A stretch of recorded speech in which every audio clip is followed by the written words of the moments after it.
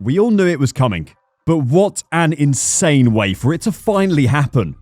After another race filled with incredibly bad race direction, a crazy quirk to the rules, and an awful mistake from Charles Leclerc means Max Verstappen is crowned the 2022 Formula 1 Drivers' World Champion. Leclerc attempted to fight him all season but has never really been close. Let's have a look at how Leclerc managed to gift Max Verstappen the driver's title and how the FIA's baffling rules allowed it to happen. Looking for the perfect all-in-one platform to share your thoughts on Verstappen with the world? Then check out squarespace.com to get your opinions out there. The Japanese Grand Prix was very nearly a non-event. As the clock ticked down to the race start, the track was completely soaked and rain was still coming down on the circuit. Within 50 meters of the start, no one behind the leaders Charles Leclerc and Max Verstappen could see anything in front of them. Carlos Sainz had a big crash after aquaplaning shortly after the race start. The red flag came out and that was it for racing for just over 2 hours. The Japanese fans as ever stayed positive, and whatever god was managing the rain in Suzuka must have heard their enthusiasm, as the track miraculously started drying up and we got racing again with a rolling start.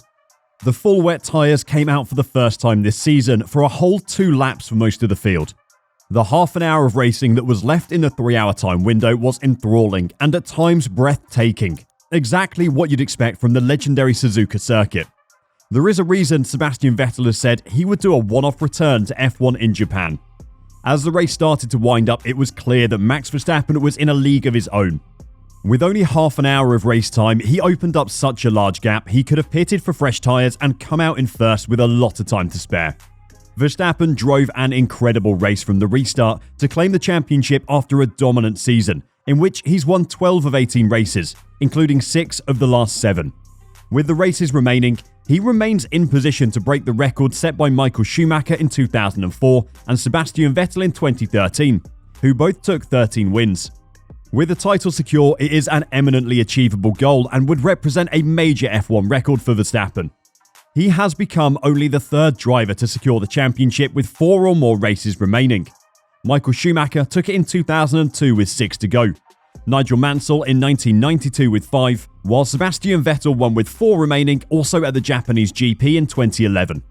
Last year's championship win will remain controversial for as long as it is remembered, but no one can deny that Max Verstappen has been a worthy champion this year. Up until the last corner though, it looked like Leclerc had done enough to delay Max Verstappen another week by finishing in second, and the race finishing with less than 75% of the laps completed.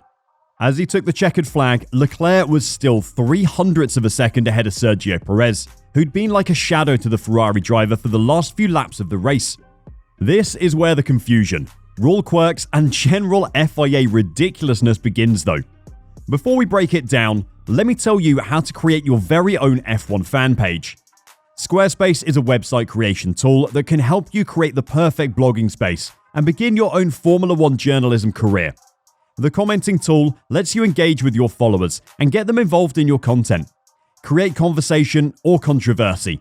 Either way, your readers can use the share tool to get their friends involved as well. Using their analytics, you can see which articles are getting read the most and tailor your content to your audience. Maybe your content is so good, you think people should be paying for it. Squarespace can help there as well. You can create a members-only area and save your best content for subscribers. Or accept donations through PayPal. The choice is yours. Check out squarespace.com for a free trial, and when you're ready to launch your site, go to squarespace.com/F1 reverse to save 10% off your first purchase of a website or domain. Now, back to the video. After a stoppage of more than 2 hours, the Grand Prix resumed with 40 minutes on the clock, and Verstappen in a race against time to wrap up the world title. He needed 37 laps of racing for full points to be awarded, but with only 29 covered in total, it was points column 3, 19 for the win, so it looked as if win number 12 was not enough to hand him the title. As they crossed the line, it was Verstappen in first, Leclerc in second and Perez in third. But the battle for second had been fierce and Leclerc had made an awful error. At the last corner, he missed his braking spot and overshot the chicane, rejoining just in front of Checo as they both dashed for the line. Leclerc was so much slower leaving the corner he had just cut than Perez was, and had to block him off as they went for the line, but the move was clearly illegal. Everyone knew a penalty was coming, and barely 5 minutes after the race finished, a 5-second penalty was issued.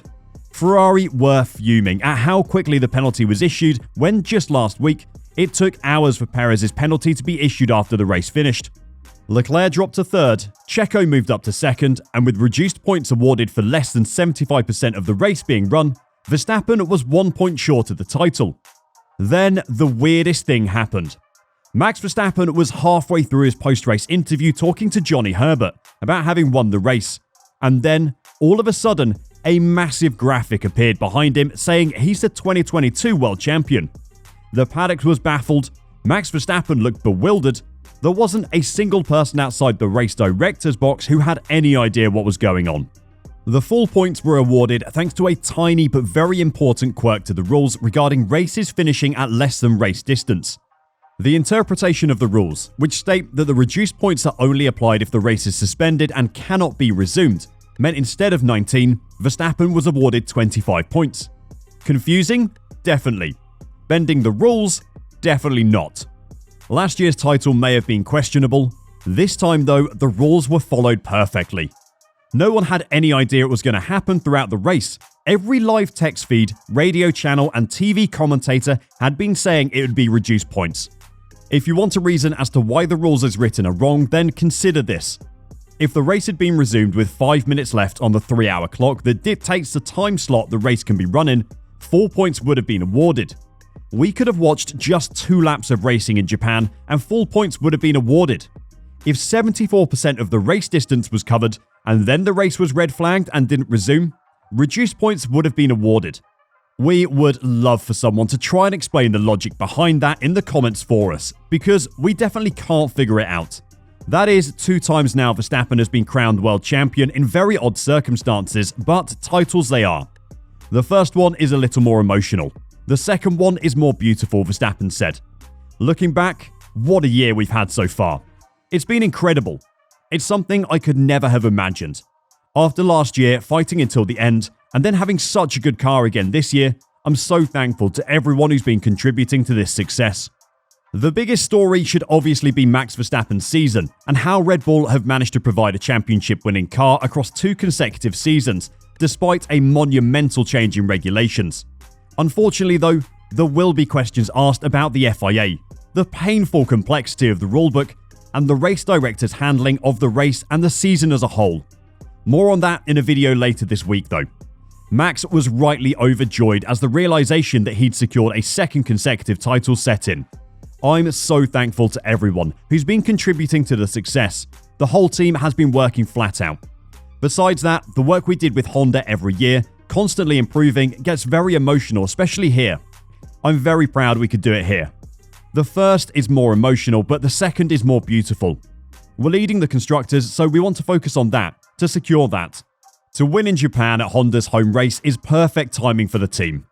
Honda penned a deal with Red Bull earlier this week, committing to supporting them until the end of 2025, and a Japanese company's branding proudly adorned the RB18 at Suzuka. There can be no question marks about the validity of Verstappen's championship, after he secured his 12th victory of the season in the same manner he's taken control of the championship, by being a class apart from everyone else in his Red Bull car. The season isn't over, there are races to run and budget cap questions to resolve. But right now, all that matters is that Max Verstappen is the 2022 Formula 1 Drivers' Champion. How confused were you with what was happening after the race?